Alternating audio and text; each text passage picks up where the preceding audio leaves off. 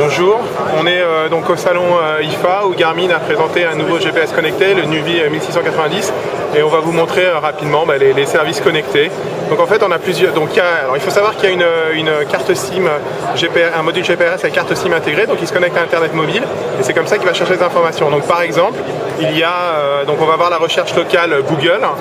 Voilà, donc en fait on voit des catégories, donc il y a fuel, restaurant, les distributeurs de billets, les parkings par exemple. Donc on va aller voir, qu'est-ce qu'on peut voir, on va voir un restaurant, food and drink par exemple, voilà. Donc on a des catégories, hein, c'est comme les POI, voilà. On va chercher dans les catégories.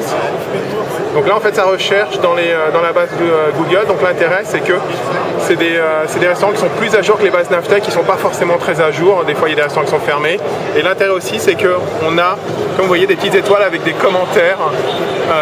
Par contre j'aimerais bien pouvoir voir les commentaires. Can we look at the commentaries or we just have on a juste les étoiles, on n'a pas accès aux commentaires? A priori, non, on n'a pas accès aux commentaires.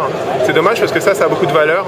Moi, j'aime bien aussi les lire. Les étoiles, c'est pas mal, mais les lire, c'est bien aussi. Voilà. Qu'est-ce qu'on a d'autre comme service connecté? Je crois qu'on a les Yellow Pages, donc c'est les pages jaunes. Donc, on peut chercher quelqu'un par le nom. Donc, on va taper le nom. Donc, mettez votre nom en niche, par exemple, ça serait bien. Ok, allez-y. Allez-y. Non, mais on va le faire, allez. Vous pouvez le faire? Vous pouvez taper votre nom? I don't wanna enter my name. Ok, mettez un autre nom. Vous pouvez mettre un nom? Ce que vous voulez. Voilà, là, donc on tape un nom. Le clavier est un peu petit quand même pour mes gros doigts. Donc là, il demande le prénom, c'est pas obligé. Voilà, done. Et donc là, il cherche. J'attire votre attention sur le fait que bon, c'est un peu lent quand même, hein, c'est normal, il est connecté à Internet. On peut se dire aussi que c'est une version bêta. Voilà, donc là il a trouvé 130 noms et il propose de chercher par code postal. On met code postal ou pas? Voilà, donc ça c'est pas mal parce que s'il y a trop de noms, on peut mettre un code postal. C'est de Berlin? Berlin? We can change because we know the name. He's from Munich, so maybe we can. Okay. No, I cannot cut. Just go ahead. Can you put a Munich or Berlin code? Na, ich kann nicht. 80, 85 zum Beispiel München, aber ich weiß nicht, was seine ist. Nicht, dass da nichts gefunden wird. Ok, j'ai juste fait done. We have to go fast. Donc là, il est en train de chercher. Alors, cette fonction où il peut filtrer les noms par code postal, c'est quand même pas mal. Voilà, donc là on a les noms et on a les numéros de téléphone. Et en plus, on peut faire on peut chercher a priori ceux qui sont près de nous dans une localité particulière. Donc on va voir un autre. Alors, ce qui est pas mal aussi, c'est qu'on peut rechercher par téléphone. C'est une recherche inversée. Alors, vous allez me dire, on a ça, ce service sur un PC, mais quand on est dans sa voiture avec le GPS, quelqu'un nous appelle, on ne sait pas qui c'est, donc on peut chercher, c'est pas mal. Can you put a number? C'est possible? Vous pouvez mettre un nom ou un numéro ou pas? Non? Ouais. Allez, on va essayer. C'est une démo un peu improvisée, hein, donc vous ne tenez pas si on est un peu lent. Voilà, c'est parti, la recherche. On espère que ça va donner quelque chose.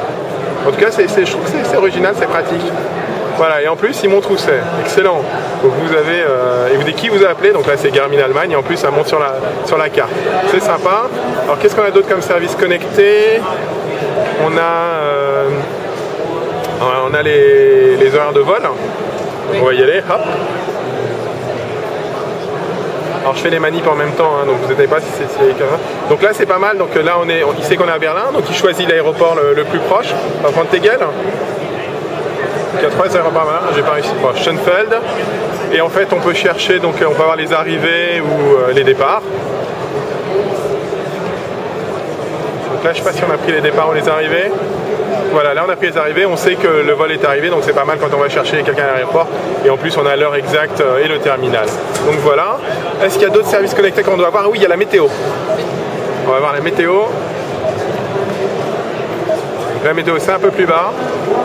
Alors vous allez voir, hein, la météo c'est très joli. Bon, il faut attendre un peu parce qu'il se connecte. Voilà, donc ça c'est la météo de Berlin. Donc vous voyez, c'est pas cool, il pleut. Hein. On a d'autres villes aussi qui sont affichées. Donc là il y a Amsterdam, sympa aussi. Bon, Los Angeles où il y a un peu plus de soleil, ce serait cool d'y aller, et puis Chicago, voilà. Et puis ce qui est sympa aussi, c'est qu'on a le forecast, donc les prévisions météo des prochains jours. Donc vous voyez, bon, à Chicago il fait super beau, et pour pas que vous soyez envieux, je vais vous montrer les prévisions météo de Berlin pour demain, parce que j'y suis encore pour demain.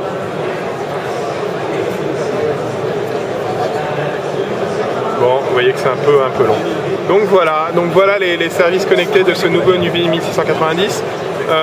De mémoire, il sera en vente, je crois, à 500 €, et a priori disponibilité pour novembre. Il faut savoir que le module GPRS avec la carte SIM est intégré dans l'appareil, contrairement au Navigon, c'est un boîtier en plus, et c'est comme les TomTom, sur le Garmin c'est intégré. Voilà, mais pour plus d'informations sur ce GPS connecté Nuvie Garmin 1690, je vous invite à nous retrouver sur gpsandco.com, www.gpsandco.com. À bientôt.